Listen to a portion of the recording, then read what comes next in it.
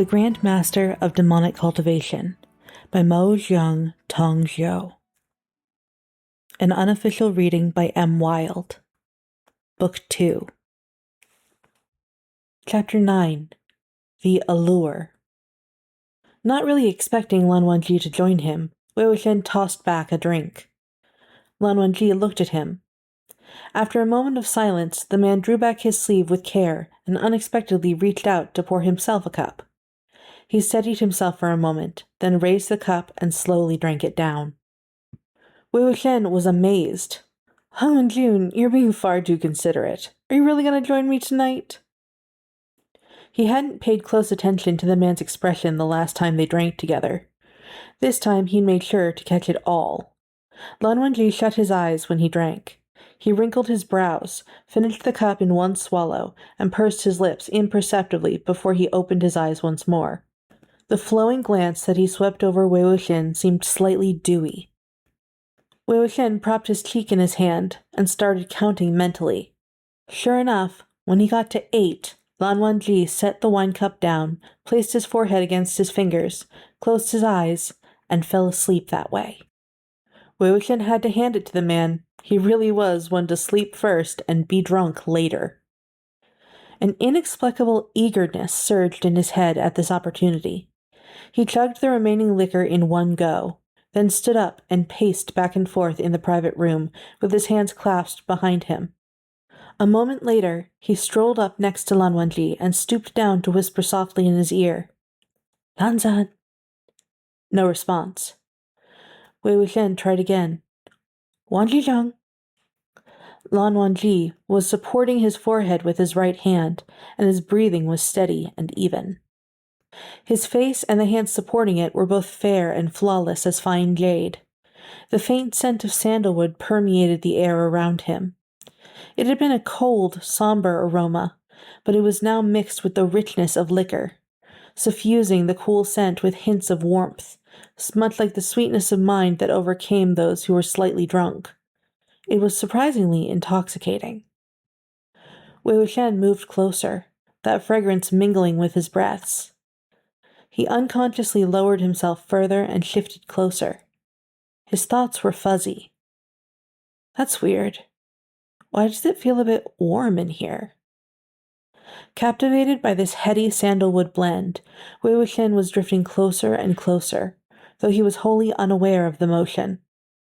His voice dropped to a low murmur and acquired a flighty, teasing flavor. "Lan erga." "Ganzi." An indistinct voice suddenly called to him. Wei Wuxian's face had come within inches of Lan Wangji's own, and the "gaga" on his tongue had nearly rolled over his lips. But that voice snapped him out of it, causing him to almost fall over as he jolted upward. He immediately shielded Lan Wangji and turned to face the window from where the voice had come. There was a careful tap on that window, and the tiny voice once again floated through the wooden slats. "Ganzi?" Only then did Wei Wuxian notice his heart was beating a little faster than before. Mumbling a comment on the strangeness of it, he steadied himself and walked over to prop the window open. A black-clad man hung upside down outside the window with his feet hooked over the eaves. He was about to knock again when Wei Wuxian thrust open the window and bonked his head in the process. The man let out a soft "ah" and caught the shutter, coming face to face with Wei Wuxian. The chilly night breeze swirled in from outside. Wen Ning had his eyes open, but they were no longer deadly white.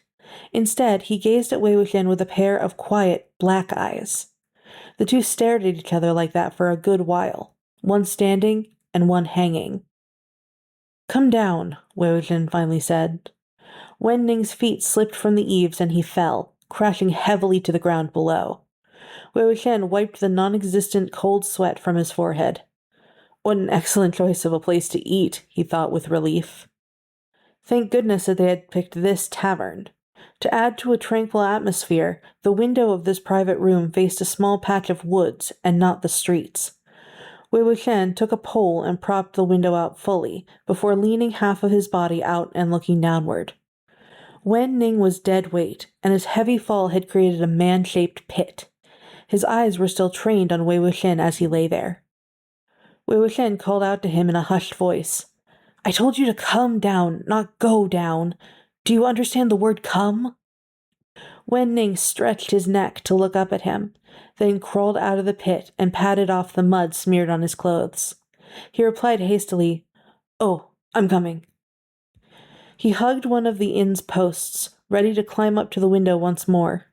Wei Wuxian exclaimed, Stop! Stay right there. I'll come over to you. He returned to Lan Wangji's side and bent to whisper in his ear.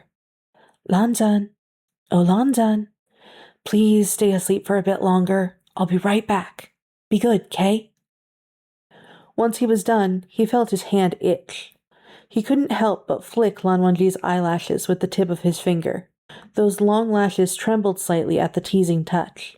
Lan Wangji seemed a little unsettled, his brow wrinkling.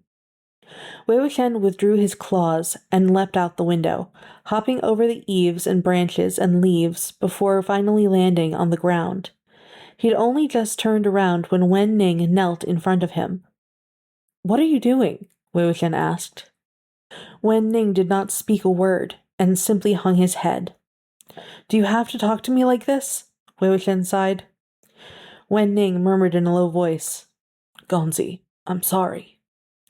Fine. And then Wei Wuxian knelt in front of Wen Ning as well. Startled, Wen Ning hastily kowtowed once to him, and Wei Wuxian instantly returned the kowtow. Wen Ning jumped to his feet in alarm, and only then did Wei Wuxian stand back up. He dusted himself off. Should have stood tall and talked to me like this from the start. Not so bad, is it? Wen Ning had his head bowed and was clearly afraid to speak. When did you regain your senses? Only just now, Wen Ning replied. Do you remember anything from those skull-piercing nails were in your head? Some things, yes, and some things, no. What do you remember? Wei Wuxian asked. I remember being chained in a pitch-black place. There might have been someone who'd periodically check on me. Do you remember who it was? No, I only remember someone nailing something into my head. It was probably Zhu Yang. He used the skull-piercing nails when he controlled Song Lan, too. He used to be a guest cultivator of the Jin clan of Lanling, but we don't know whether he did it on their orders or for his own schemes. Wei Wuxian thought for a moment, then added, It was probably on their orders. Back then, they publicly renounced that you had been reduced to ashes. If the Jin clan of Lanling wasn't involved, he couldn't have hidden you all on his own. And then? How did you end up finding your way to Mount Dafan? Later. I don't know how much later. I suddenly heard clapping, Wen Ning said. I heard Gonzi say, Awake yet? So I broke the chain and ran out. This was the command that Wei Wuxian had given the 3 fierce corpses back at Mo Manor. The Yiling Patriarch had issued countless such commands to the Ghost General once upon a time, so he also heard and obeyed the very first command Wei Wuxian had given upon his return to the world.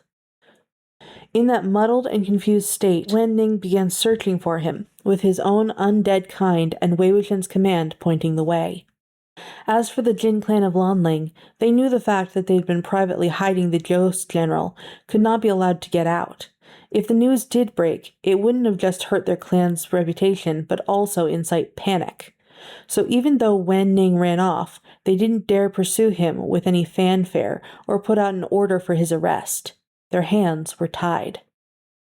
Wen Ning, meandering across the land, had finally made it to Mount Dafan in time to heed Wei Wuxian's flute summons, and so the two had successfully reunited. Wei Wuxian heaved a sigh. That don't know how much later is over a dozen years. He paused briefly, then said, But it's pretty much the same for me. Do you want me to tell you some of the things that happened over these years? I've heard a little, Wen Ning said. What have you heard? I heard the burial mounds are gone, that everyone there, they're all gone. Wei Wuxian had wanted to tell him some fun, inconsequential gossip, like how the Lan family precepts had gone from 3,000 to 4,000, or other such things. He hadn't expected Wen Ning to bring up something so heavy from the get-go, and could think of nothing to say. But as somber as the topic was, Wen Ning's tone wasn't one of profound grief. Instead, he sounded like he'd known all along that this had to be so, and that it certainly was the case. They'd already predicted this worst-case scenario many times over a dozen years ago. After a moment of silence, Wei Wuxian said, "What else have you heard?" Wen Ning said softly, "Sect leader Jiang Cheng, brought forces to besiege the burial mounds, and killed you, sir." "That one I gotta clarify," Wei Wuxian stated. "He didn't kill me. I died from spiritual rebound." Wen Ning finally raised his head and looked him in the eye. "But sect leader Jiang was clearly—" "No one can walk alone on a single plank bridge their entire lives and never fall," Wei Wuxian explained.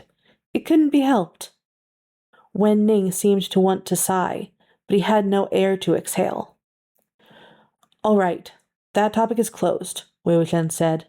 "Did you hear anything else?" "Yes." Wen Ning gazed at him. "Wei Ganzi, how horribly you died." Seeing the mournful look on his face, Wei Wuxian sighed. "Have you not heard a single piece of good news?" Wen Ning knitted his brow. "No, I really haven't." Wei Wuxian actually had no response. Just then, there came a loud crash from something porcelain breaking from inside the main hall.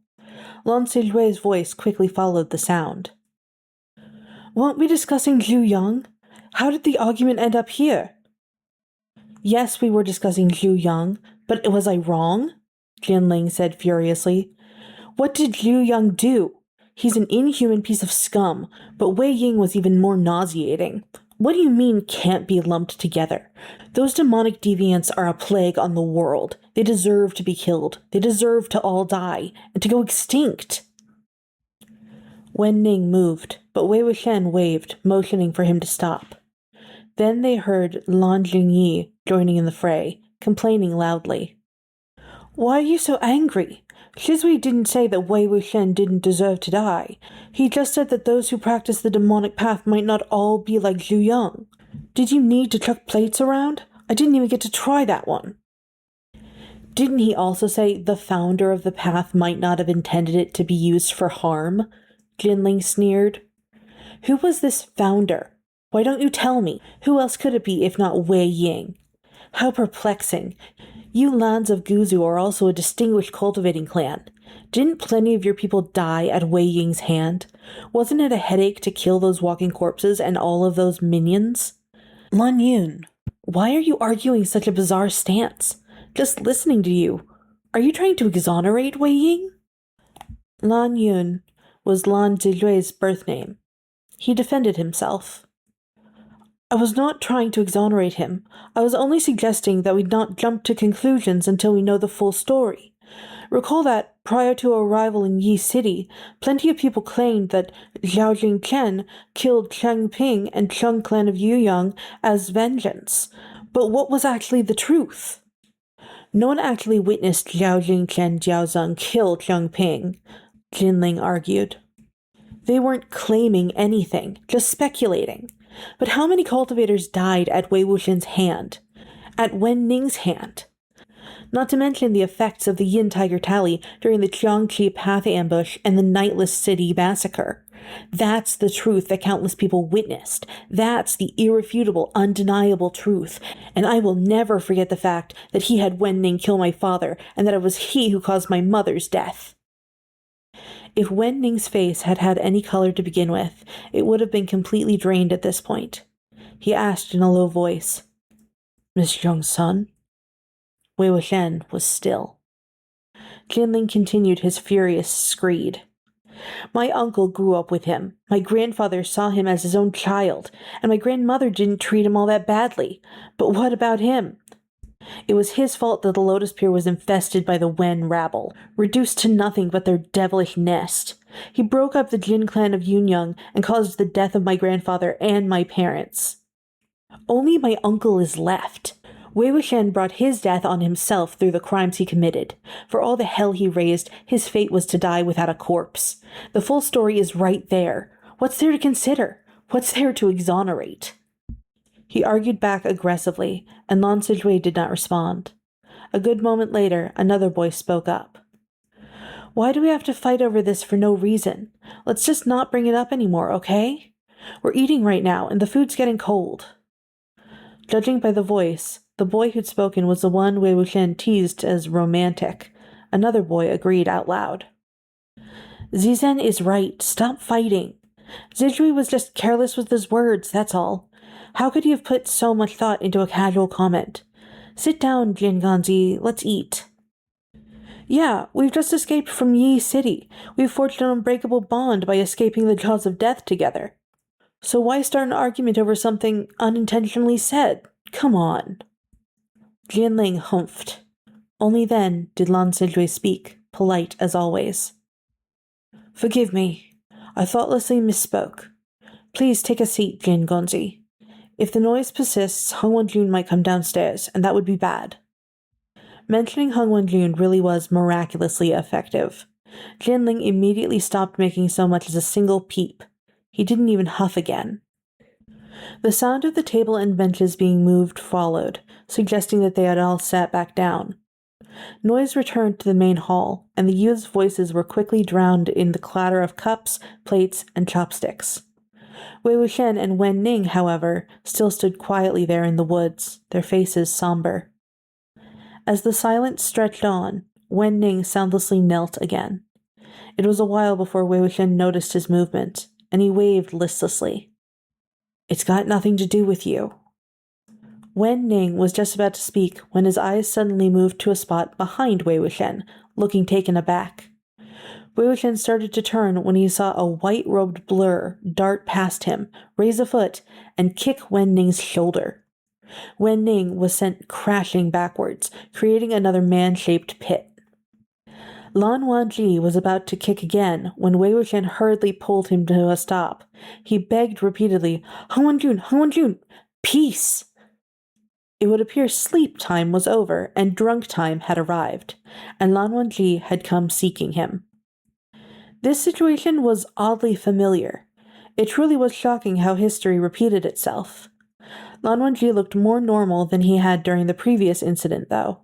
He wasn't wearing his boots on the wrong feet, and even when he boorishly kicked Wen Ning with said boots, his face remained stern and righteous, and flawless in its perfection. Once Wei Wuxian stopped him, he adjusted his sleeves and nodded.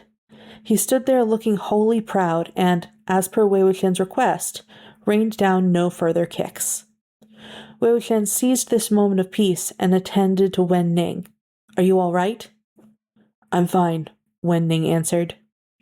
If you're fine, then stand up. What are you still kneeling for? Wei Wuxian admonished. Wen Ning crawled to his feet, hesitated briefly, and then gave a greeting. Lan Wangji? Lan Wangji screwed up his eyebrows, then covered his ears and turned his back to Wen Ning, facing Wei Wuxian instead. He used his own body to block Wei Wuxian's line of sight. Wen Ning was speechless. You best not stand there, Wei Wuxian explained. Lanzan, doesn't like seeing you very much. What's wrong with Lan Wangji? Wen Ning asked. Oh, nothing. He's just drunk, Wei Wuxian replied. Huh? Wen Ning went blank, as if this was too much to believe. A good moment later, he finally asked, Then, what should we do? What else? Wei Wuxian shrugged. I'll take him inside and toss him in bed. Okay, Lan Wangji said. Huh? Don't you have your ears covered? Why can you hear me perfectly all of a sudden, Wei Wuxian prodded him. Lan Wangji didn't respond this time, but he still covered his ears firmly, as if he hadn't been the one to interrupt just now. Caught between laughing and crying, Wei Wuxian turned to Wen Ning. Take care of yourself. Wen Ning nodded, but couldn't help but steal another glance at Lan Wangji. Just as he was about to retreat, Wei Wuxian called out once again. Wen Ning, why don't you find a place to hide first? Wen Ning looked taken aback.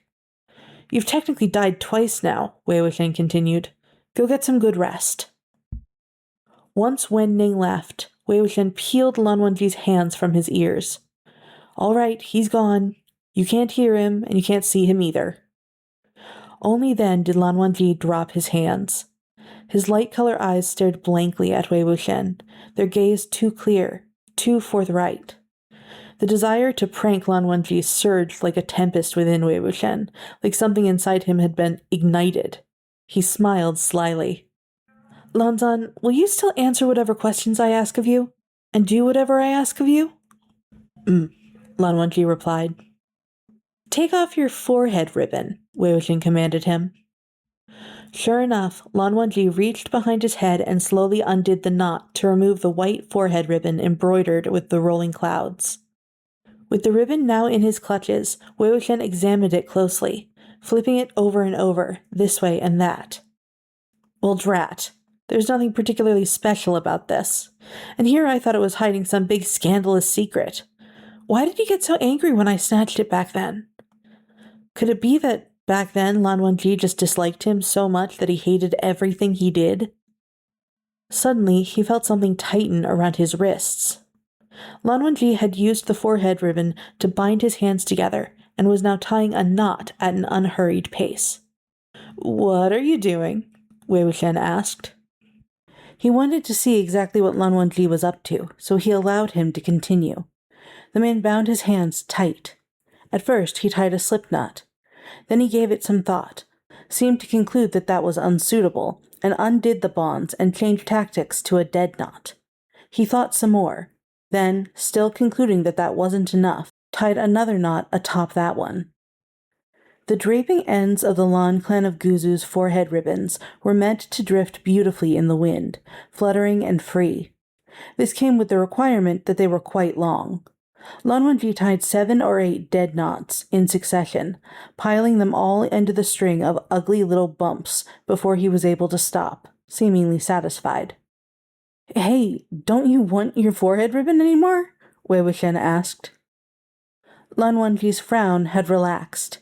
Taking the other end of the forehead ribbon, he lifted Wei Wuxian's hands and raised them to his eyes, like he was admiring his grand masterpiece. With his hands suspended, Wei Wuxian thought, "I look like a criminal. Wait, why am I playing along with him? Shouldn't I be the one playing him?" Snapping out of it, Wei Wuxian demanded, "Untie me." Repeating the same old trick of deliberately misunderstanding, Lan Wangji happily reached out for Wei Wuxian's collar and sash. "Don't untie that!" Wei Wuxian exclaimed.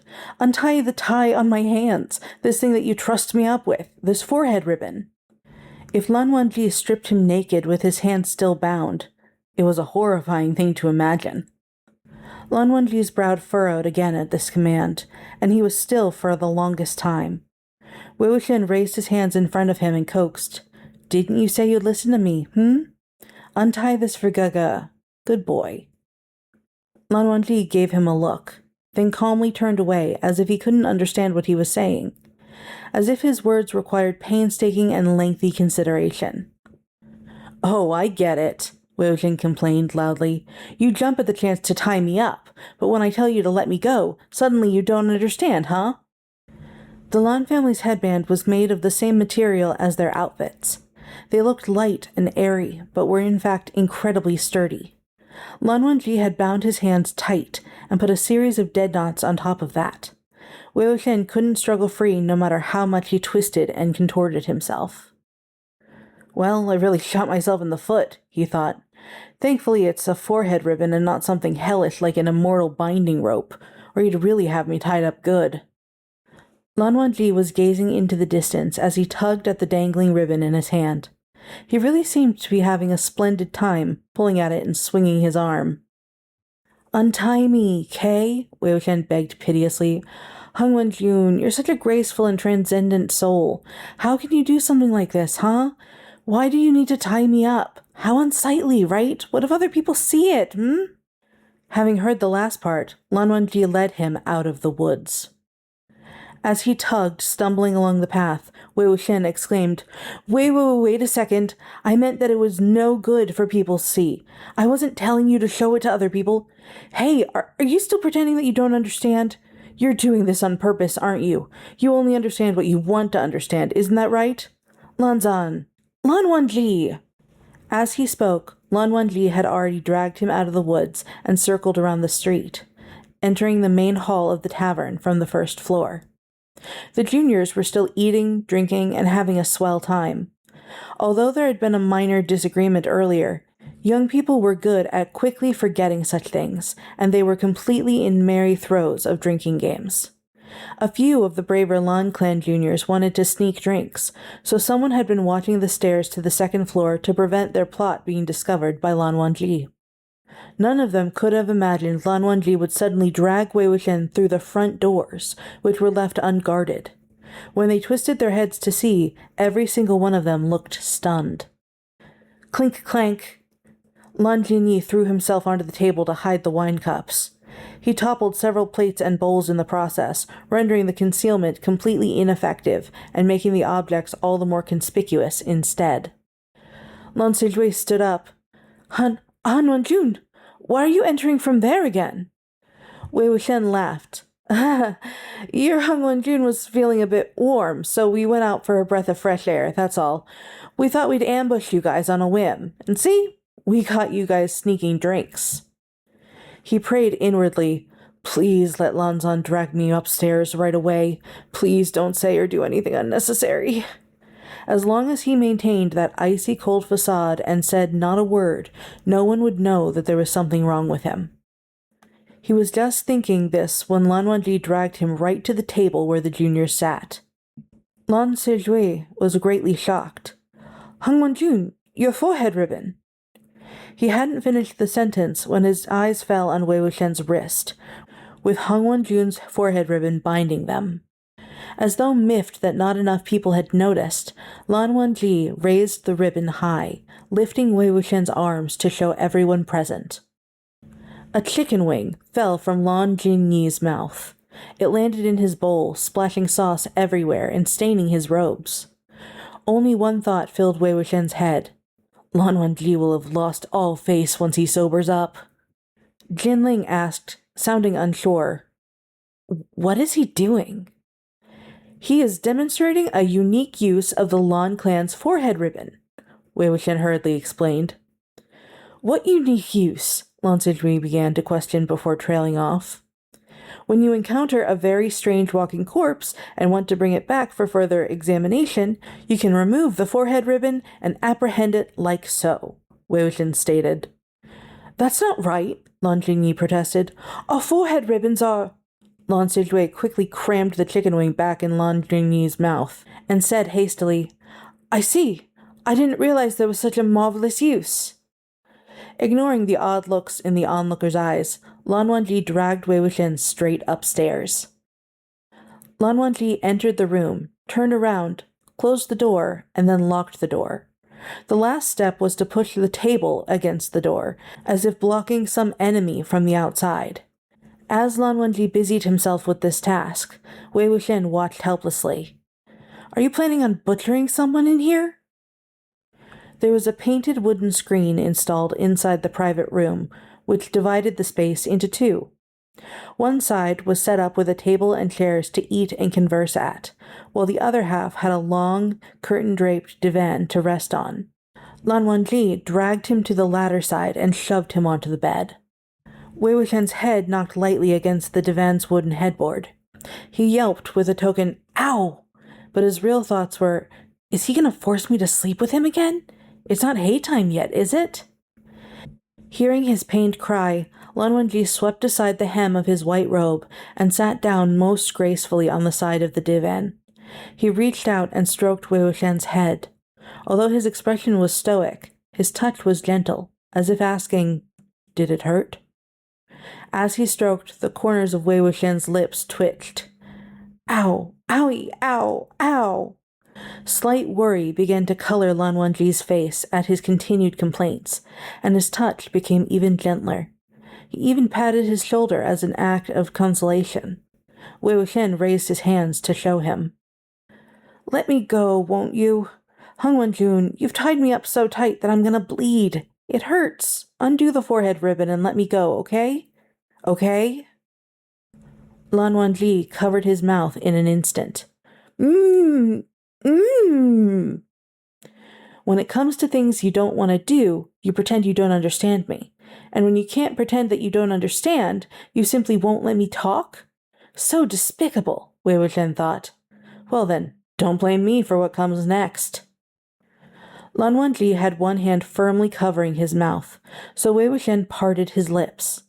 The tip of his tongue swiftly and lightly flicked over Lan Wangji's palm. It was the lightest of touches, like a dragonfly skimming the surface of water, but Lan Wangji's hand recoiled as if his palm had been licked by a flame instead. Wei Wuxian drew in a deep breath, briefly feeling like his grievances were satisfied. But then he saw Lan Wangji turn around and hug his knees.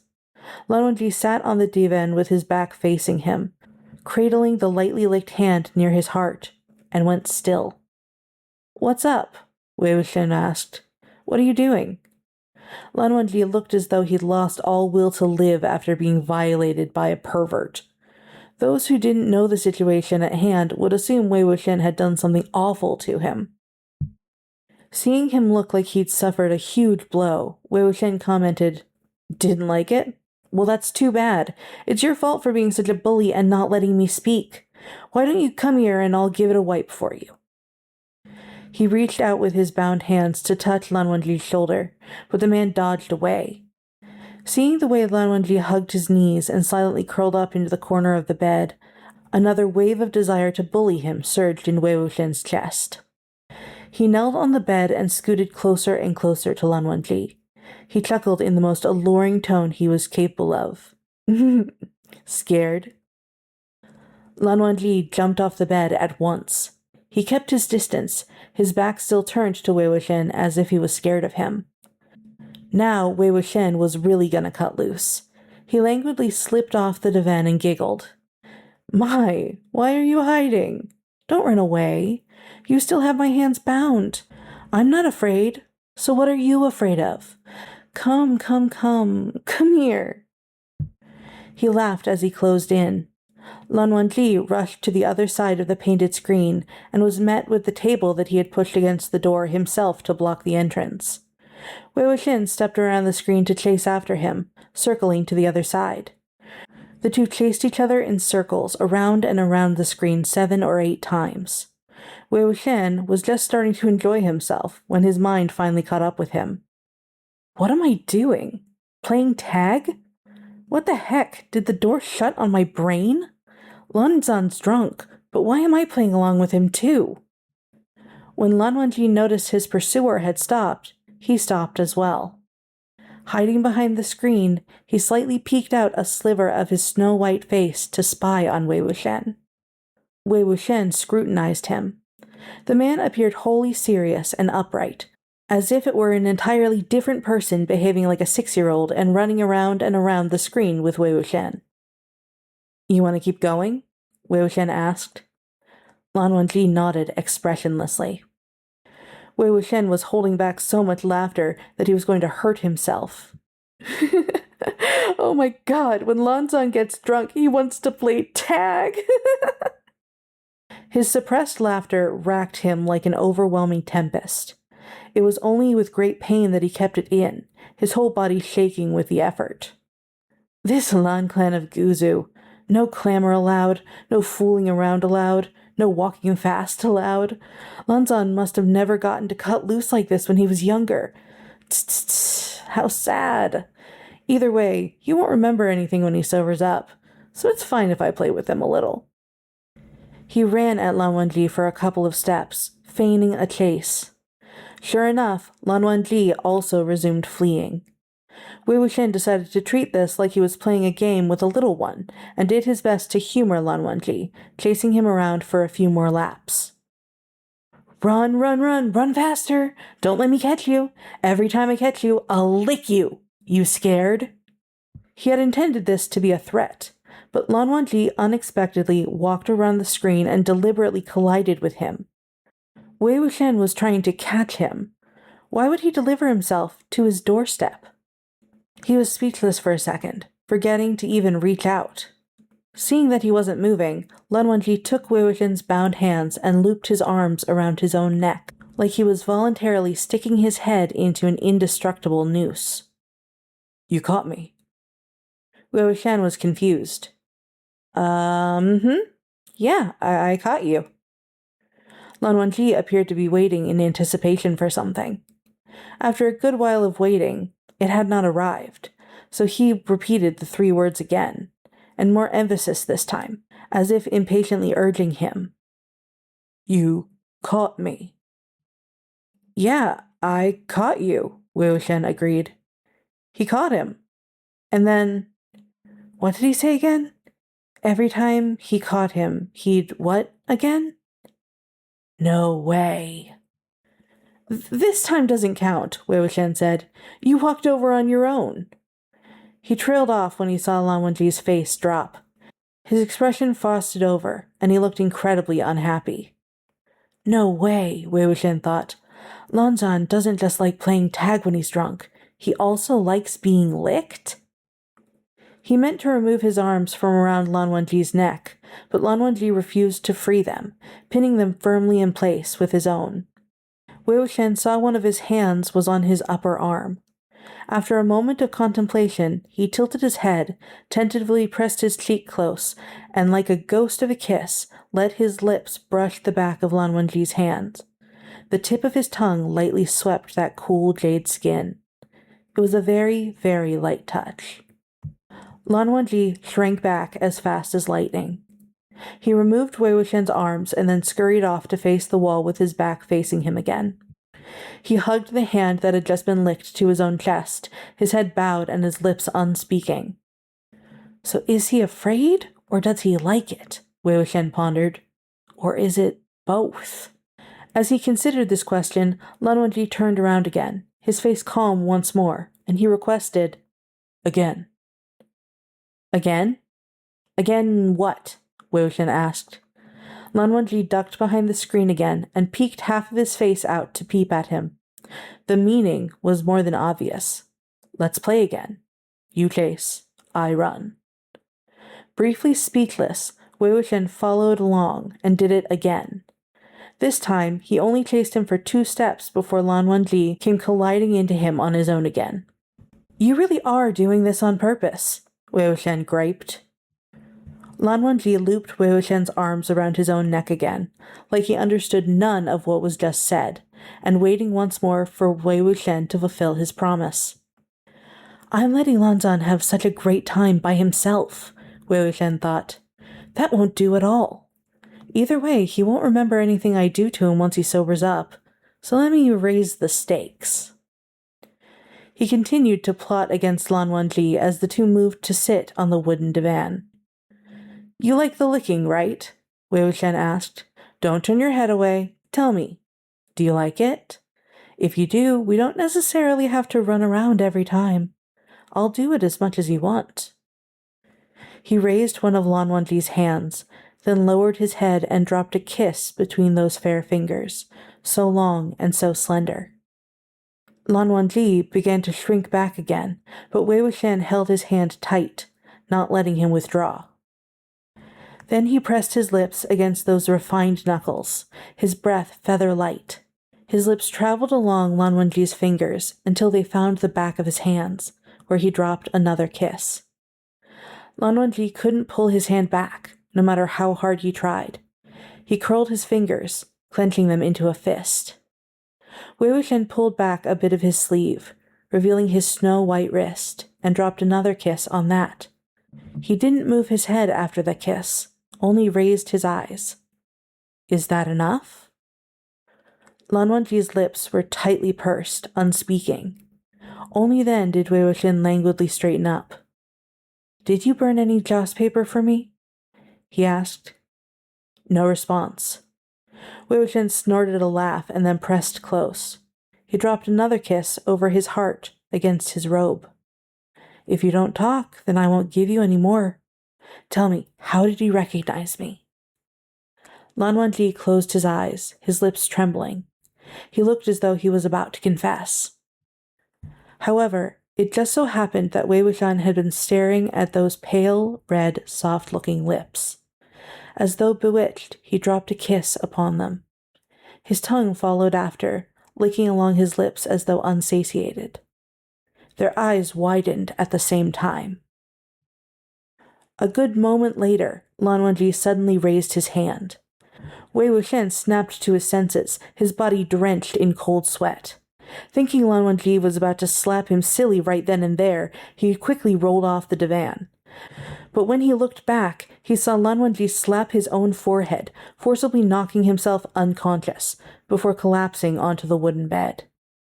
Here, in this private room, Wei Wuxian sat on the floor, while Lan Wangji was slumped on the divan. A gust of cold wind blew in through the open window, sending cold shivers down Wei Wuxian's back, but it helped clear his head somewhat.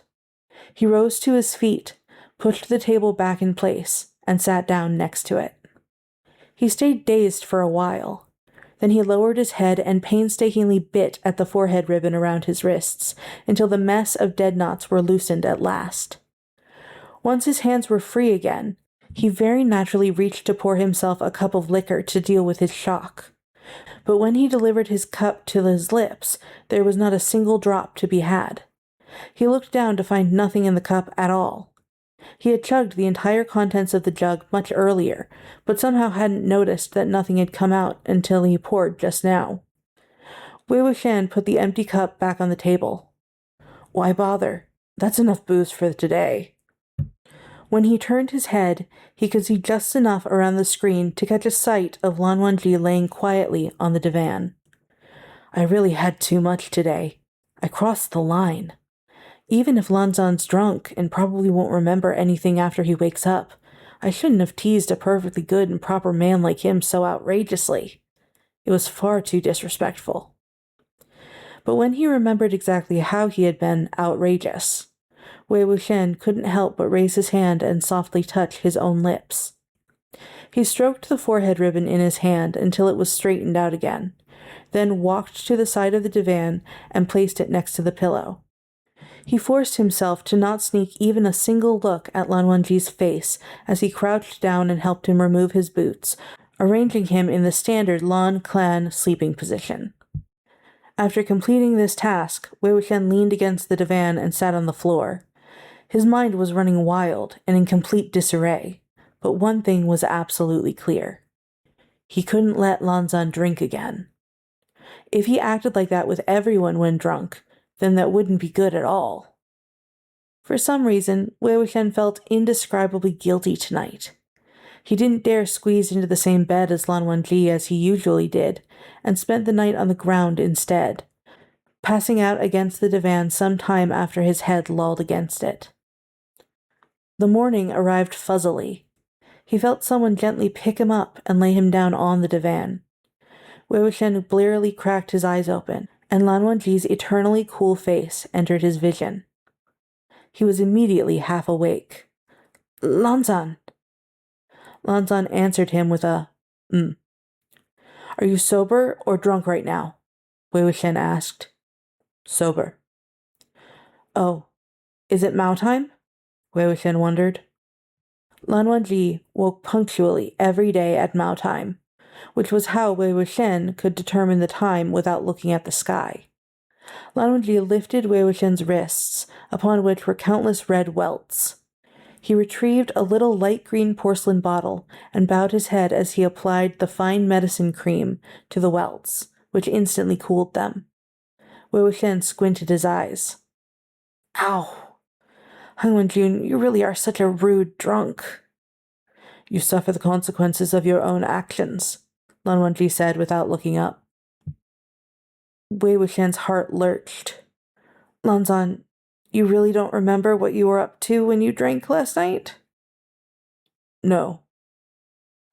Probably true, Wei Wuxian thought, or he would have been so furiously embarrassed that he would have butchered me by now. He was glad that Lan Wangji didn't remember, but was also a little disappointed. It was like having secretly done something bad or eaten a forbidden treat on the sly. You'd hide in the corner snickering, secretly delighted that no one had discovered you, but disappointed that you had no one with whom to share the unmentionable joy. Unconsciously, his eyes traveled to Lan Wangji's lips once more. Although those lips never curved upward, they always looked very soft. And they were indeed very soft. Wei Wuxian unconsciously bit his own lips as his mind began to wander off the vast universe. The Lan clan of Guzu is so strict, and Lanzan is completely immune to romance, so he must have never kissed a girl before. What should I do? Should I tell him I took his first? If he found out, would he be so angry he'd cry? Maybe when he was younger, but he probably wouldn't now. Besides, he's like a wooden monk. Maybe he'd never even thought about this sort of thing before. Wait, last time he was drunk, I asked if he liked anyone, and he said yes. Maybe he's already kissed someone? But with Lanzan's chronic restraint, love must have ended at virtue. They probably never kissed, probably never even held hands. Maybe he never understood the type of like I was referring to in the first place. After Lan Wangji finished applying the cream, someone lightly knocked 3 times on the door. Lan Sijue's voice followed. Hung Wenjun, are you both up? Shall we be departing? Wait downstairs, Lan Wangji replied. Once the group left the city, they would go their separate ways at the gates. The clan juniors had originally only known each other by sight, having at most dropped in during symposiums hosted by one clan or the other. But over these last few days, they had investigated the cat killer case and passed a terrifying day and night in a foggy ghost city. They'd burned paper money together, snuck drinks together, argued with one another, and argued with other people together. They were all acquainted with each other by now, making them reluctant to say goodbye. They dragged their feet at the city gates, promising to visit during a symposium hosted by one family or to travel to another family's domain for a night hunt. Lan Wangji didn't rush them. He stood underneath a tree, tall and silent, letting them chatter away. He was also keeping an eye on Fairy, so it didn't dare bark or run around and could only cower under the tree, gazing pitifully at Jinling's direction while rapidly wagging its tail. Taking advantage of Lan Wangji's watching the dog, Wei Wuxian put his arm around Jinling and strolled off. Mo Xiang was one of Jin Guanshan's illegitimate sons. He was Jin Zijuan and Jin Guanyao's younger half-brother, born of the same father but a different mother from either of them. In terms of bloodline, he was technically also Jinling's little uncle, which meant he could matter-of-factly exhort him using the tone of an elder. Don't quarrel with your uncle anymore when you go back, he said as he walked. Listen to him, and be more careful from now on. Don't rush off on night hunts on your own.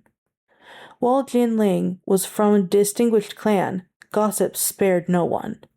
As an orphan, it couldn't be helped that he was eager to secure accomplishments, eager to prove himself. You're only in your teens, Wei Wuxian added. None of the clan juniors your age have brought down any formidable evil creatures, so why be so impatient to snatch your first? Jinling mumbled, My uncle and little uncle were teenagers when they first won acclaim. Is that even comparable? Wei Wuxian thought. Everyone was on edge back then, thanks to the tyranny of the Wen clan of Qishan. If you didn't train with everything you had, if you weren't ready to kill at all times, who knew when your luck might run out? Everyone was drafted into battle during the Sunshot campaign. No one cared if you were a teenager or how old you were. But things are peaceful now. The clans are all stable. The atmosphere isn't as tense, and people have stopped killing themselves cultivating because there's no need for it anymore. Even that damn dog Wei Ying was in his teams when he slaughtered the Zhanwu beast, Jinling added. If he could manage it, why can't I? Wei Wuxian shuddered when he heard his own name with that word in front of it. He painstakingly shook off the goosebumps. Did he kill that thing? Wasn't it Hung Wenjun? At the mention of Hung Wenjun, Jinling gave him an indescribable look, like he wanted to say something but forced it back down. You and Hung Wenjun... Never mind, it's between you and him. And anyways, I don't want to concern myself with you. Go be a cutsleeve if you love it so much. It's an incurable disease. Wei Wuxian laughed. How is that a disease? Inwardly, he was in stitches, doubling over. He still thinks I'm shamelessly throwing myself at Lanzan? I now know the meaning behind the forehead ribbon of the Lan clan of Guzu, Jinling declared. Since this is how it is, Stay by Hung Wenjun's side properly. If you're going to be a cut sleeve, you have to cut in a chaste and honest way. Stop courting other men, especially ones from our families. Otherwise, don't blame me for coming after you. His families included the Jin clan of Lanling as well as the Zheng clan of Yunmeng. It would appear his tolerance for cut sleeves had increased. As long as Wei Wuxian didn't pursue people from those households, he could look the other way. Such a brat, Wei Wuxian tutted. What do you mean by courting other men? Saying that like I'm so that. And forehead ribbon? What's the meaning behind the forehead ribbon? Don't give me that, Jinling exclaimed. You got what you wanted, so don't get carried away. I don't want to talk about this anymore. Are you Wei Ying? He tossed that out suddenly at the end, cutting straight to the point to catch him off guard. Wei Wuxian replied easily, Do you think I look like him? Jinling was quiet for a moment, then suddenly blew a short whistle. Fairy! Having been called by its master, Fairy dashed over with its tongue hanging out and flapping in the wind. Wei Wuxian bolted off. Just talk to me properly. Why release the hounds? Jinling humphed. Bye. Having said his farewells, he took off gallantly in the direction of Lanling with his head held high. It would seem he still didn't dare to see Jiangcheng at Lotus Pier in Yunmeng. The other clan juniors went in different directions in groups of 2s and 3s, heading home. Finally, only Wei Wuxian, Lan Wangji, and the Lan juniors remained. The juniors continuously looked backward as they walked, unable to control themselves. Although Lan Jinyi said nothing, he looked a little forlorn and reluctant to part ways. Where are we going next? He asked. Zhou Jun is currently attending a night hunt at the Tan Prefect area, Lan Sizhui said. Are we heading straight back to the cloud recesses, or should we join him there? We will join him at the Tan Prefecture, Lan Wangji stated. Good, good. Maybe we can give him a hand or something, Wei Wuxian said. We don't know where our good buddy's head has gotten to anyways. The two of them walked ahead while the boys followed behind. After they traveled a while, Lan Wangji said, Jiangcheng knows who you are. Wei Wuxian was riding Little Apple, letting the spotted donkey walk at a leisurely pace. Yeah, he does. But so what? He has no proof. Unlike possession, a spiritual sacrifice left no evidence that could be traced. Jiangcheng could only base his conclusion on Wei Wuxian's reaction to seeing a dog, but he'd never told anyone Wei Wuxian was afraid of dogs, and only people close to each other could dissect reactions and facial expressions thus. Such things hardly served as concrete evidence. Even if Jiangcheng were to post public bulletins everywhere announcing that the Yiling patriarch Wei Wuxian cowered at the sight of a dog, everyone would only take it as a sign that Sandu Shenshu had finally gone mad after his years of unsuccessfully pursuing the Yiling patriarch. That's why I'm so curious, Wei Wuxian said. How in the world did you recognize me? Lan Wangji replied dryly, I am also curious why your memory is so dreadful. It was only a few days before they had arrived at the Tan Prefecture. Prior to their meeting with Lan Zhijian, the group passed by a massive garden that was extremely beautiful, if rather neglected. Unable to control their curiosity, the juniors entered to take a look. As long as it wasn't against the family precepts and rules, Lan Wangji never stopped them, and so they explored as they pleased. Inside the garden were stone gazebos and banisters, stone tables and stone chairs, all provided for visitors' convenience during blossom and moon viewings. But the gazebo was chipped after enduring many years of exposure to the elements, and 2 of the stone chairs had toppled over. There were no flowers or other greenery visible anywhere in the garden, only withered branches and leaves. It had clearly been abandoned for many years. The juniors strolled around in high spirits, making half a circuit before Lan Sizhui finally asked, This is a garden that belongs to the Damsel of the Annual Blossoms, right? Damsel of the Annual Blossoms? Who's that? Lan Jinyi asked, looking blank. This garden has an owner? How come it's so run down? It looks like it hasn't been tended for a long time. Flowering periods were short, and flowers that bloomed in certain seasons were thus called annuals. There was an abundance of varieties, each with their own varied colors. When they blossomed, gardens would be awash in their fragrances. A memory flashed in Wei Wuxian's mind when he heard that name. Lan Sijui stroked the columns of the gazebo and thought for a moment. Then he said, "If I remember correctly, this must be that garden. It's famous. I've read about it in books." The chapter, "The Blooming Soul of the Annual Damsel," states, "There is a flower bed and tan prefect, and in this bed there is a damsel. Recite poetry beneath the moonlight. Should the poem be excellent, one shall be gifted a single annual flower, its bloom unwithering for 3 years and with lingering fragrance. Should the poem be undesirable, or should there be errors in its recitation, the damsel will appear, hurling flowers at one's face, and vanish after." "Recite a poem wrong and she'll pelt you in the face with flowers?" Lan Jinyi exclaimed. "I hope those flowers don't have thorns, or I'll definitely get all scratched up if I give it a shot. What kind of monster is that?" "Not so much a monster, but a spirit," Lan Sijui corrected. "It is said that the first owner of the flower bed was a poet, and he planted these flowers with his own hands, considering the blooms to be his friends.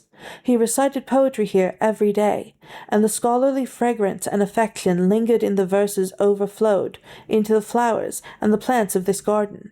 Eventually, the wisp of a spirit took shape. This was the damsel of the annual blossoms.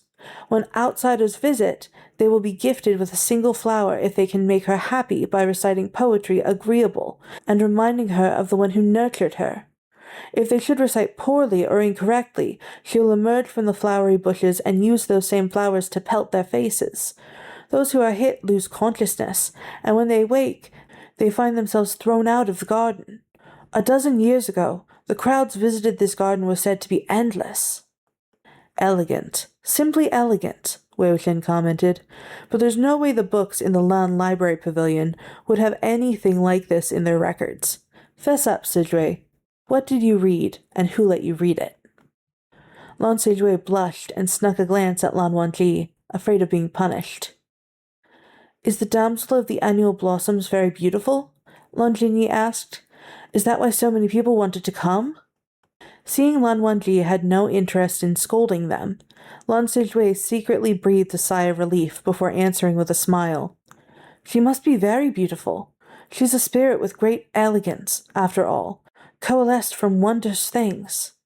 But in reality, no one has ever seen the face of the damsel of the annual blooms. Even if you can't compose the poem yourself, how hard is it to recite one or two?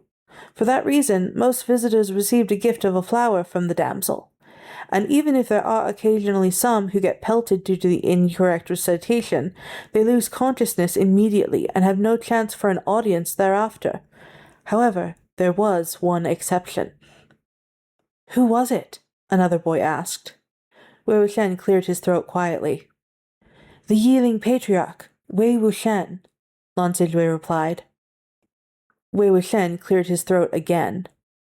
Why him again? Can we not talk about something else?" No one paid attention to him. Lan Jinyi waved him off anxiously. "Be quiet. Wei Wuxian, what? That evil overlord?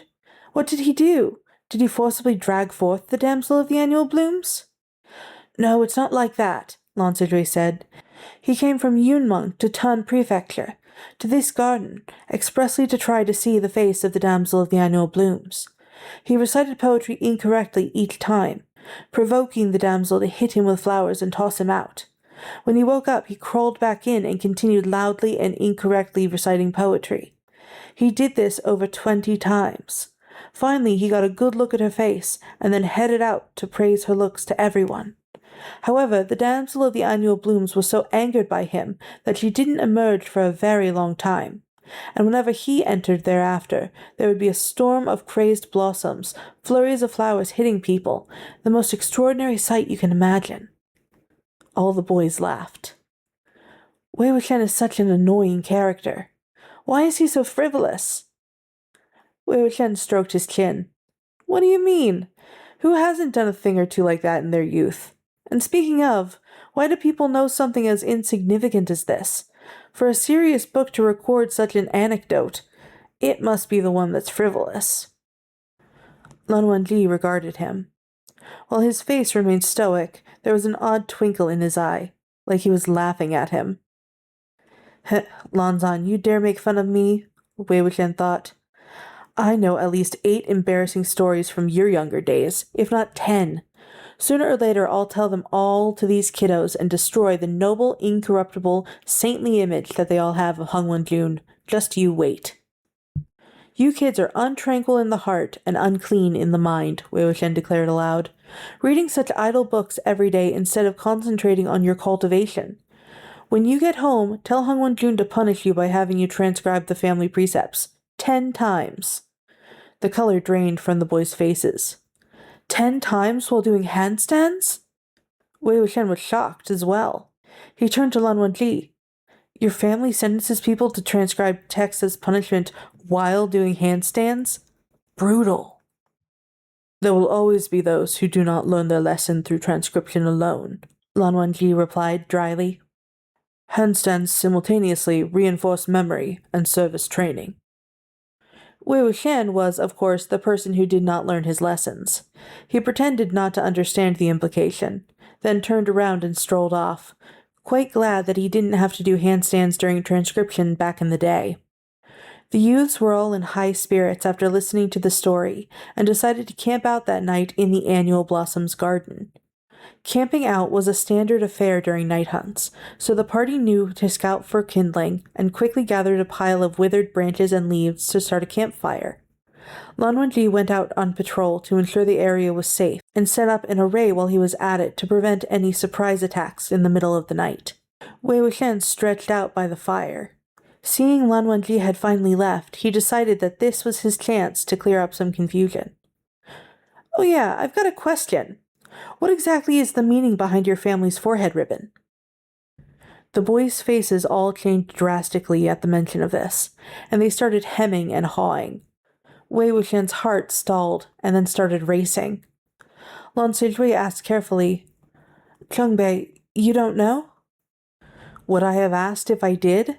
Wei Wuxian asked right back. Do I really look that frivolous? Lan Jingyi grumbled, Yeah, you do. You went as far as tricking us into lining up to look at that thing. Wei Wuxian poked at the fire with a branch, making sparks dance. Wasn't that because I was helping you guys to train properly, to push yourselves? It was clearly very useful. Remember my words and you will reap infinite benefits in the future. Lan Sijui seemed to be considering what to say next. He deliberated for a while before he began to explain. It's like this. The forehead ribbon of the Long Clan of Guzu symbolizes self-restraint. You know this, Chunbei, right? Yes, and then, Wei Wuxian said. And as per the words of the founding father of the Long Clan of Guzu, Lan An, only in the presence of your fated person, in the presence of the one your heart belongs to, can you allow yourself to be free of restraint, Lan Sijui continued. The teachings passed down through the generations have always stated that our family's forehead ribbon is a very personal item, very sensitive and precious. No one other than you is allowed to touch it. It cannot be easily removed, and it most definitely cannot be tied onto someone else. That's forbidden. Except... There was no need to elaborate on that except. The young, tender faces by the campfire were all flushed red, and not even Lan Sijui could keep going. Wei Wuxian felt at least half of the blood in his body surge to his head. The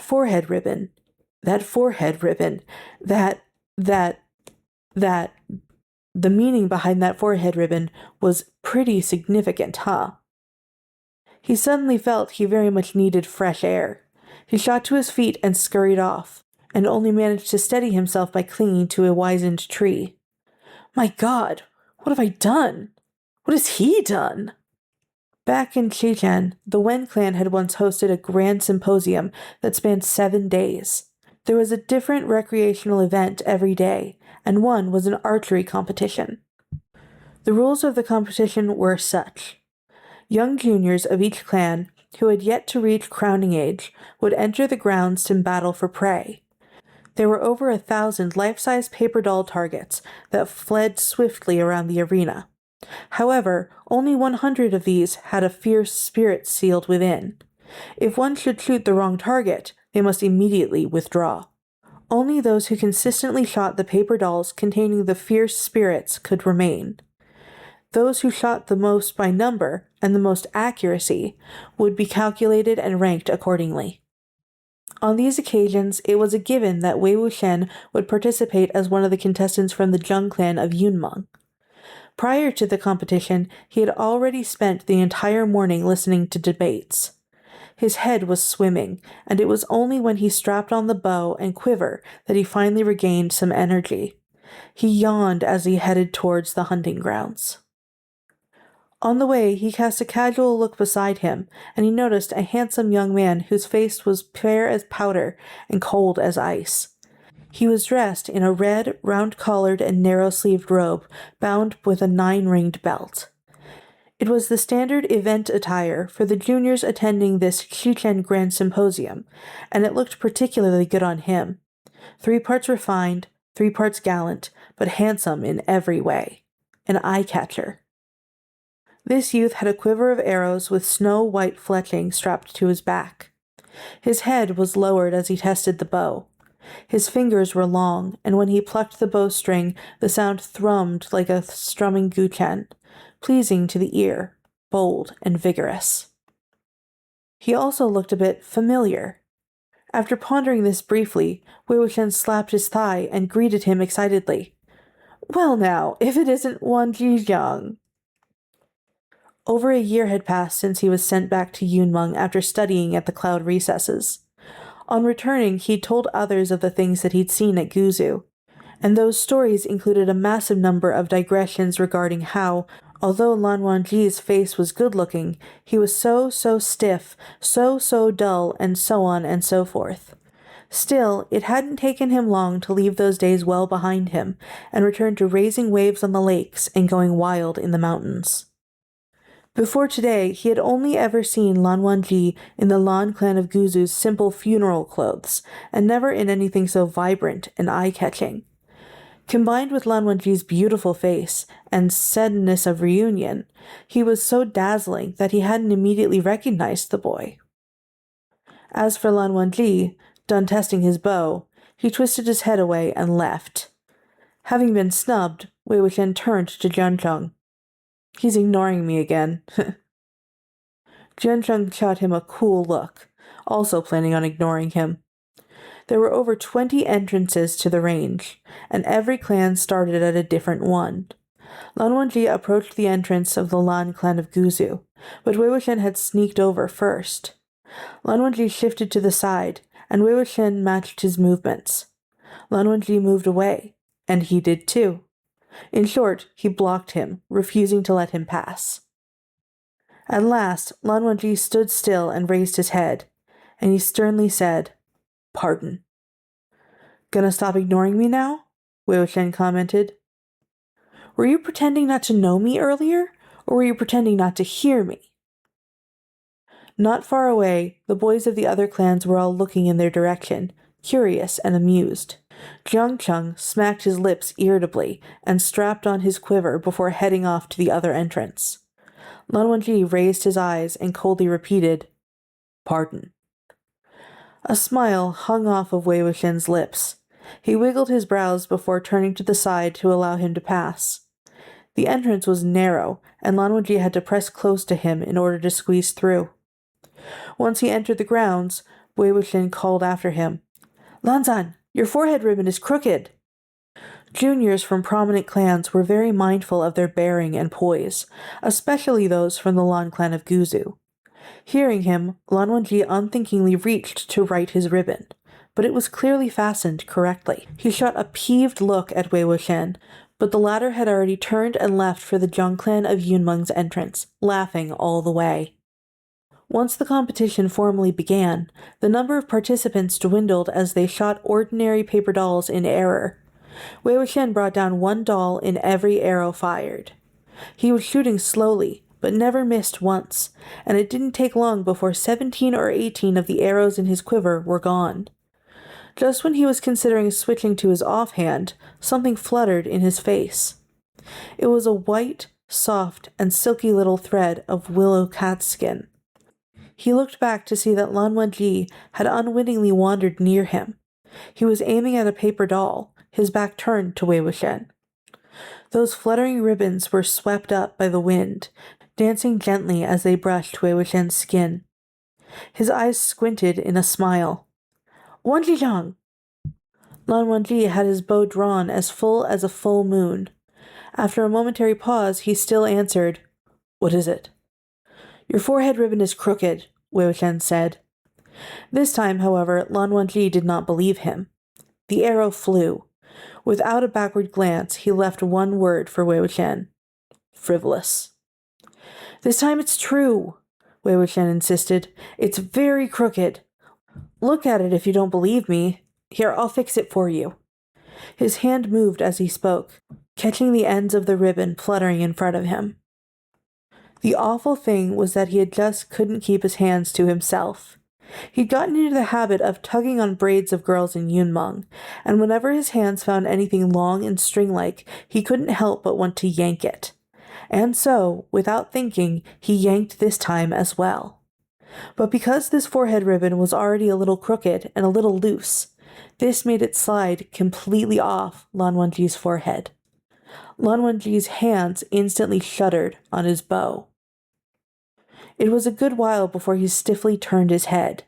His eyes very, very slowly turned to Wei Wuxian. "Sorry about that, I didn't mean to," Wei Wuxian apologized sheepishly, still holding the silky forehead ribbon. "Here, you can retie it."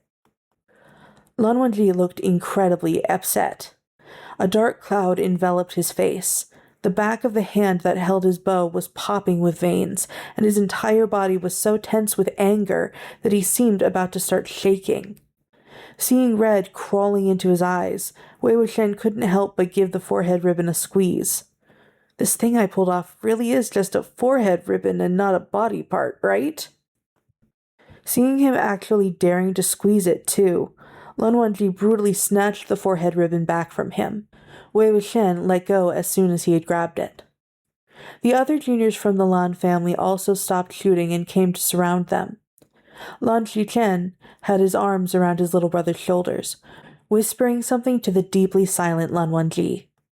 The others looked serious, like they were about to face a formidable foe, talking and shaking their heads and sending indiscernible looks at Wei Wuxian.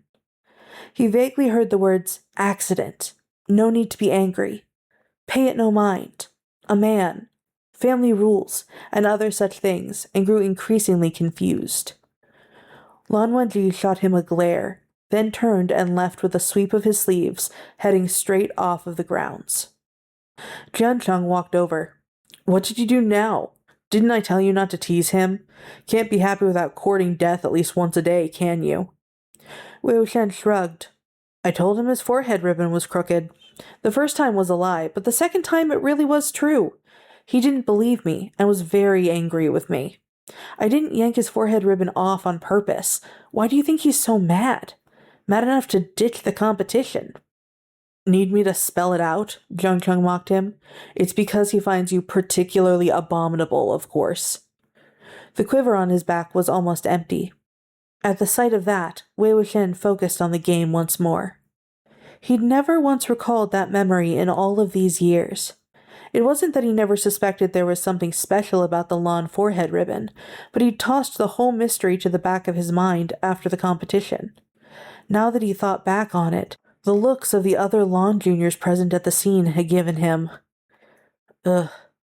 To have his forehead ribbon forcibly plucked off by a little bastard like him. And Lanzan had actually managed to not shoot him dead on the spot. What terrifying self-restraint! As expected from Hong Wenjun. And now that he really thought about it, he had touched Lan Wangji's forehead ribbon on more than one occasion since he had returned. What is he doing, pacing back and forth by himself like that? Lan Jinyi wondered doubtfully. Restless after having filled his belly? The color on his face keeps changing too, another boy added. Did he eat something bad? But he didn't eat anything odd. Is it because of the meaning behind the forehead ribbon? There's no need to get excited over that, right? He must really be infatuated with Hung Won-jun. Look how happy he is. Wei Wuxian circled a wilted flowering bush over 50 times before he managed to finally calm down. When he caught that last comment, he didn't know whether to laugh or cry. Right then, behind him came the sound of withering leaves being crushed underfoot. The footfalls were heavy, meaning it wasn't a child. Thinking it was Lan Wangji returning to camp, Wei Wuxian quickly smoothed his expression, spun around, and was met with a black figure standing not too far away in the shadows of the wizened tree. The figure was very tall, stood very straight, and veritably thrummed with power.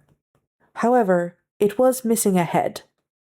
As if the bucket of cold water had been thrown on his face, the upright curve in Wei Wuxian's lips froze. The giant figure stood beneath the wizened tree, facing in his direction. If there had been a head on that neck, he would have been quietly staring at Wei Wuxian. Over by the campfire, the Lan juniors had also noticed the shadow. Every hair was standing on end, their eyes were wide, and they were ready to draw their swords. Wei Wuxian placed his finger to his lips and softly hushed them. He shook his head and used his eyes to signal, "Do not." Seeing that, Lan Zijui soundlessly pushed the sword Lan Jingyi had half drawn back into its sheath. The headless man reached out and placed his hand on the trunk of the tree beside him. He felt around, seeming to ponder something, or perhaps trying to confirm what he was touching. He took a small step forward, and Wei Wuxian finally saw most of the body clearly. The headless man wore slightly ragged funeral clothes, the same robes they'd dug out of the Chung cemetery and used to dress the ghost torso. Furthermore, the ground by its feet was scattered with tattered fabric. Wei Wuxian could just barely make them out as the remaining shreds of the evil-sealing Cancun pouches. "We've been careless," Wei Wuxian thought. "Our good buddy pieced himself back together." He and Lan Wangji had been constantly in action from the moment they entered Yi City until now. It had been more than 2 days since they had last played Rest. They had done all they could to keep the body parts separate on their travels, so far, and just barely managed to suppress them.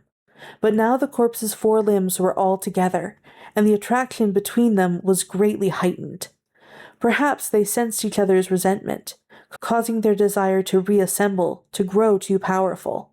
When Lan Wangji went out on patrol, they seized the opportunity and impatiently rolled their respective evil-sealing Cancun pouches together, broke through their bindings, and joined together into a body. Unfortunately, this corpse was still missing a particular part, the most important part. The headless man placed his hands over his neck, feeling the neat scarlet wound there. He felt around for a bit, but still couldn't find what should have been there. As if this truth had angered him, he suddenly struck out and slapped the tree next to him. The tree trunk cracked at the impact. What a temper, Wei Wuxian thought. Lan Jingyi brandished his sword in front of him, his voice trembling. What is that monster? Just from that, I can tell that you don't do your homework, Wei Wuxian admonished. What's a yao? What's a monster? This is obviously a corpse, of a ghost category. How can it be classified as a monster? Lan Zijui asked in a hushed voice. Chengbei, you're so loud. Aren't you afraid he'll notice you? Oh, it's fine, Wei Wuxian assured.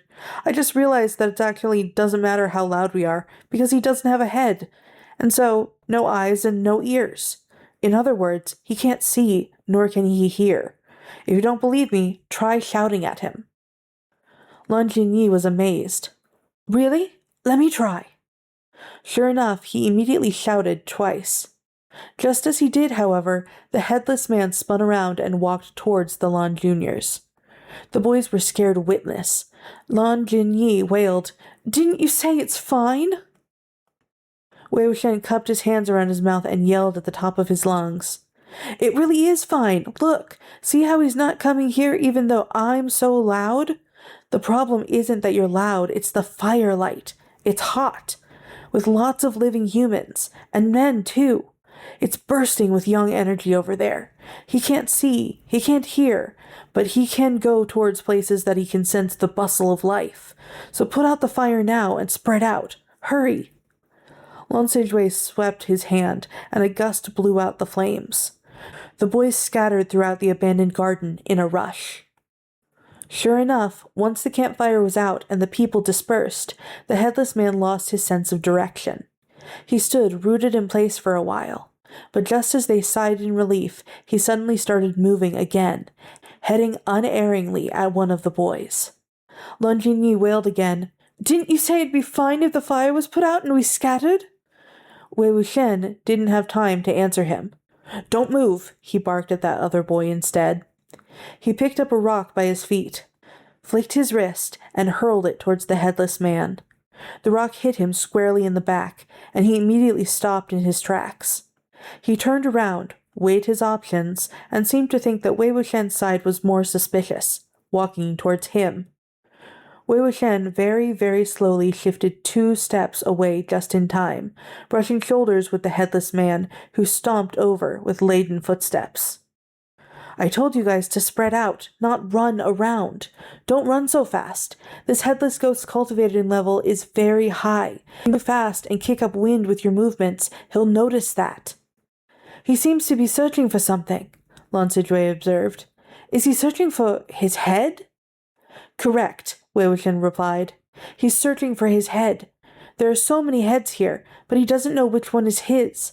So he plans to wrench the heads off of every single neck here and try them on to see if one fits. If it does, he'll use it for a while, but if it doesn't, he'll toss it. So you guys have to walk very slowly, dodge very slowly, and not get caught."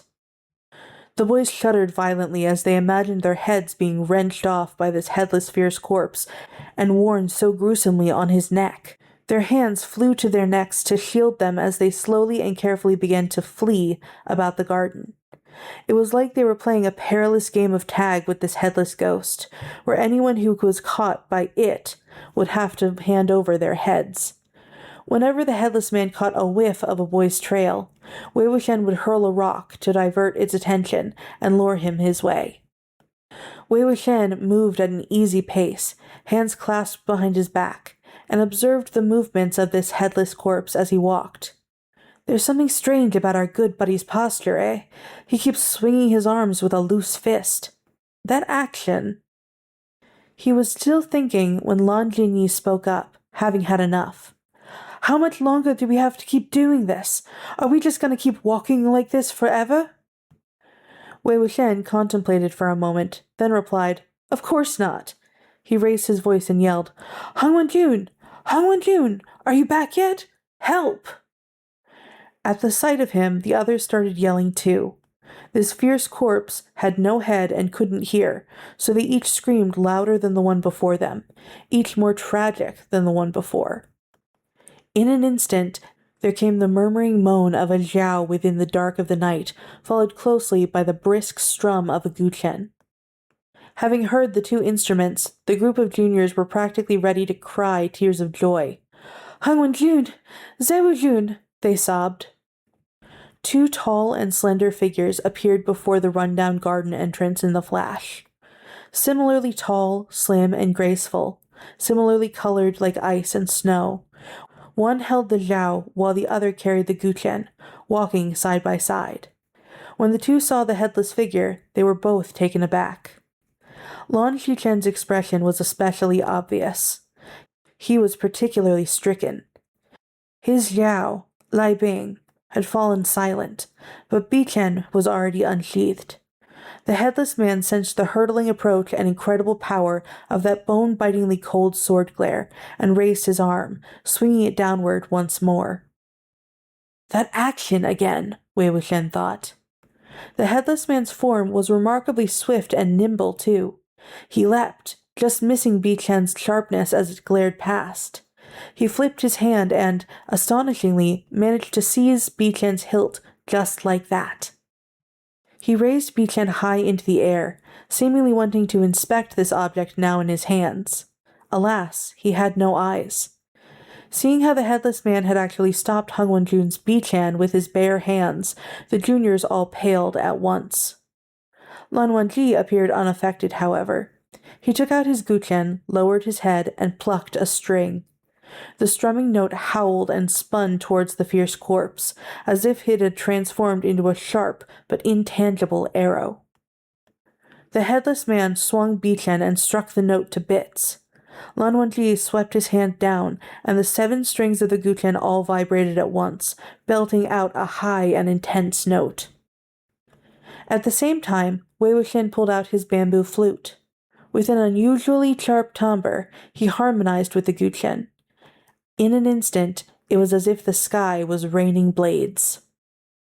The headless fierce corpse brandished Bichan and returned in kind, but Lan Xichen had snapped out of it by then.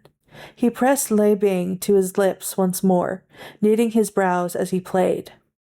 Perhaps it was only a figment of the imagination, but the moment the elegant and peaceful sound of the jiao sang through the night air, the corpse's movements seemed to falter. He stood rooted in place to listen for a moment, then turned, seeming to want to see who the musician was. But that was impossible, of course. He had no head, and no eyes with which to see. First the guqian and the flute assailed him in unison, and now he was being attacked by 3 tones at once.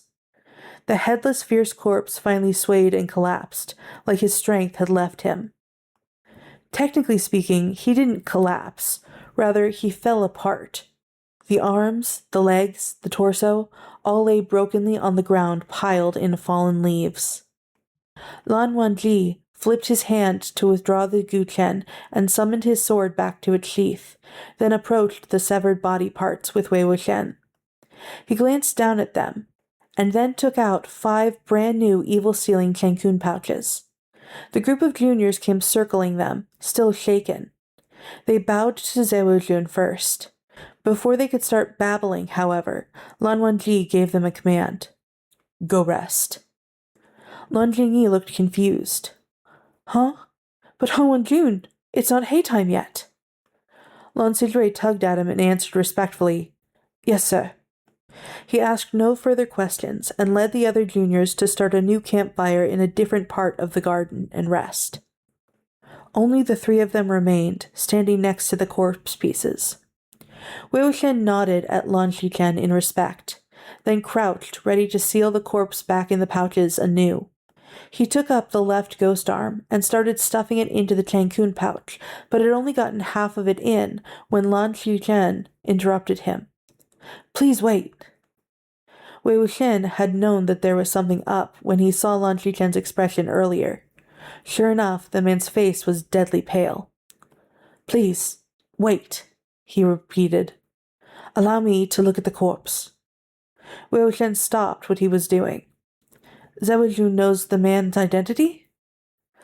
Lan Xichen didn't answer right away, as if unsure, but Lan Wangji gave Wei Wuxian a slow nod. All right, I know who it is too, Wei Wuxian remarked. He lowered his voice. It's Ji Fengzun, right? During their game of tag earlier, the headless corpse had continually repeated the same actions, made a hollow fist, swing the arm, slash horizontally, cleave vertically. It looked very much like he was mimicking swinging some kind of weapon. The first thing Wei Wuxian thought of was a sword, but he was a sword wielder himself and had crossed blades with many distinguished swordsmen in the past without ever seeing a master use a sword like that. The sword was considered the king of weapons, and those who practiced its art always strove for noble bearing and lithe grace in their form. Even the vicious and sinister sword of an assassin could boast agility. Overall, the art of the sword had more lunging and flicking than slashing and cleaving. The way the headless man moved while using a sword was too weighty. His moves possessed a sort of ruthless energy, a burning insight to slaughter. Besides, all that hacking and chopping was neither elegant nor noble. But if what he was holding wasn't a sword and rather a saber, a powerfully murderous and hefty saber, then everything made sense. The temperament and martial form of sabers and swords were vastly different. The weapon this headless man had used while still alive was probably a saber. The art of the saber was fierce. It demanded power alone, with no pretensions of elegance. As the corpse searched for his head, he was also searching for his weapon.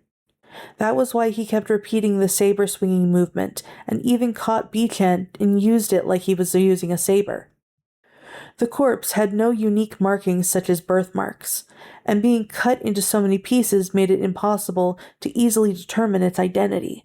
Never mind that Ni Huisang hadn't recognized the leg at the saber-offering hall. Even Wei Wuxian couldn't dare assume that he could recognize his own leg if he chopped it off and tossed it somewhere. It was only when the four limbs and the torso were temporarily reunited by resentment and had managed to piece themselves together into a moving body that Lan Xichen and Lan Wangji could recognize him. Zewujun, Han Wenjun told you about the things we saw during our travels, right? Wei Wuxian asked. The Mo estate, the gravedigger, Yi City, and all that? Lan Xichen inclined his head.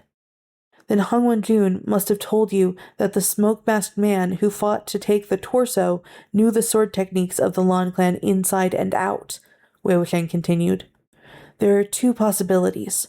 One, he's from the Lan family and practiced the Lan clan's techniques since he was young. Or two, he's not from the Lan family, but is very familiar with their swordplay, meaning he has either sparred frequently with members of the family, or is unusually smart and can remember every move and approach. Lan Xichen was silent. Wei Wuxian added, his fighting so hard to take the body means he doesn't want others to notice Qifeng remembered.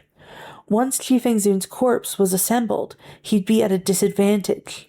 This is someone who knew the secret of the saber offering hall of the Ni clan of Qingque, someone who might be very close to the Lan clan of Guzu, and someone who is significantly connected to Qifeng Zun. There was no need to say aloud who exactly such a person might be. Everyone knew. Lan Xichen still looked somber, but after Wei Wuxian's commentary, he immediately said, he would never do this. Zewujun? Wei Wuxian asked curiously. The two of you investigated the case of the dismembered corpse and encountered a gravedigger within this month, and he spent practically every night of this month in deep conversation with me, Lan Xichen firmly explained. A few days ago, we were still planning the grand symposium to be hosted at the Jin clan of Lanling next month. He had no time to sneak away. The gravedigger can't be him. What if he used a transportation talisman? Wei Wuxian asked. Lan Xichen shook his head. While his tone was gentle, it was also resolute. A transportation talisman requires the study of transportation magic. It is exceptionally difficult to learn, and there is no lingering magic traces on him to indicate that he had done so. Furthermore, this magic consumes an enormous amount of spiritual power. If we attended the night hunt together not long ago, and he performed magnificently, I can confirm that he absolutely did not use a transportation talisman. He need not go himself, Lan Wangji pointed out. Lan Xichen still shook his head slowly. Sect leader Lan, you are well aware of who the most suspicious person is, Wei Wuxian said. You just refuse to admit it. The flickering campfire cast light and shadows over their faces, erratic and unpredictable. Complete silence reigned within the abandoned and decayed garden. After a while, Lan Xichen broke the silence. I know that, for various reasons, people hold many misconceptions regarding him and his actions, but I believe only what I have seen with my own eyes all these years. I believe he is not such a person. It wasn't hard to understand Lan Xingchen's urge to defend this person.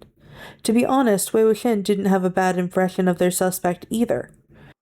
Perhaps because of his origins, the man always treated everyone he met with great humility and amity.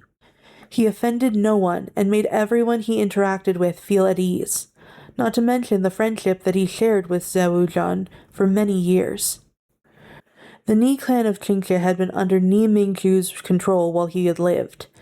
The clan had been at the peak of its power and influence, posing the most direct threat to the Jin clan of Lanling. Who would have benefited the most from Ni Mingju's death?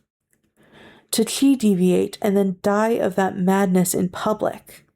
It seemed to be nothing more than an unfortunate tragedy, with no one to blame. But was the truth really that simple? End of chapter 9.